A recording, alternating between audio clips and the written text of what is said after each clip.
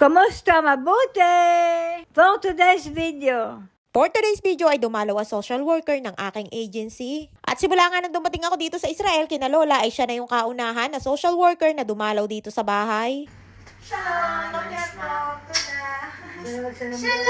Madlang mamita! לא, זה הבת, זה לא אמא. זה הבת, אני הבת. אבל את אומרת עם שתי טיפות מים. כן, אמא פה. שתי טיפות מים.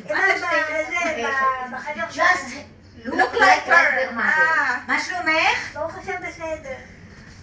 Ay nga't pagpasok niya ay nagulat siya at wala daw si Lola sa kama. Napagkamalaan niya kasi na si Nili ay si Lola. Kaya naman natawa ako dahil madalas kang mapagkamalaan si Lola na si Nili. Dahil kapag may pumupunta nga dito at pagpasok nila ay si Nili agad ang bumubungad. At pati nga ang ating ibang mga followers ay nalilito din at napapagkamal ang kambal si Lola at si Nili. At minsan naman ay napapagkamalan na maglola. Siguro dahil kapag gumagawa ako ng video, ang tawag ko kay Lola ay Lola. Pero ang totoo, ang tawag ko talaga kay Lola ay Ima na ang ibig sabihin ay mother o ina. Kaya naman wag na po kayo malito dahil si Lola at si Nili ay mag-ina at si Nili ay bunsong anak ni Lola. Ayan pala si Dorit, ang social worker ng aking agency kung saan nakaregistered si Lola. At mabait nga yan si Dorit at minsan paiba-iba ng social worker na pumupunta din dito sa bahay. Pero siya yung pinakauna at pinakamatagal na dumadalaw dito sa bahay na social worker. Pumupunta siya dito sa bahay para kamustahin ang aming kalagayan. Tinatanong niya din ako kung maayos ang trato sa akin, kung may maayos ako na pagkain at maayos na natutulugan. Ganyan sila kabuti sa amin dito ng mga caregivers at hindi nila kami pinababayaan. At walang pang-aabuso at pananakit na nararanasan kami dito.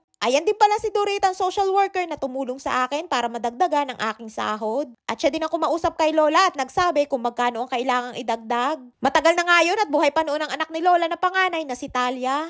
At ang kagandahan kay Lola ay wala siyang reklamo at pati ang kanyang mga anak ay hindi nangingialam sa kung ano man ang desisyon ni Lola. At kapag nadadagdagan ng aking sahod ay si Nili ang isa sa pinakamasaya. At nang makaalis nga ang aming bisita ay nasikaso ko naman si Lola at si Nili at pinakain ko. Bago nga dumating si Dorit ay pakakainin ko na sana si Lola at si Nili. Ang kaso ay napaaga naman ang dating niya. Dito sa Israel kami mga caregivers ay pwedeng mag-request na magpadagdag ng sahod. Depende na nga lamang sa mga employer kung papayag sila. Meron din naman mga caregivers na hindi na nagre-request na pataasin ang kanilang sahod lalo na kung last visa na nila. Dahil baka sa halip na mataasan ay mas lalo pang mawalan ng trabaho. At hindi nga din pare-pareho mga employer dahil meron nga ding employer na may pagkakori o kuripot. Ay shoutout time muna tayo for today's video.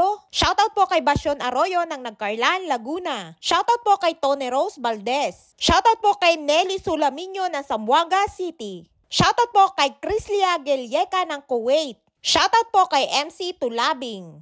At shoutout po kay Beronidia Matias ng Gapan City, Nueva Ecija. Maraming po salamat sa inyong suporta at laging panonood. Mag-ingat po kayo palagi. At pagkatapos kumain ni Nili ay iinom naman siya ng kanyang gamot. Si Nili merong 6 na iba't ibang klase ng gamot na kanyang iniinom.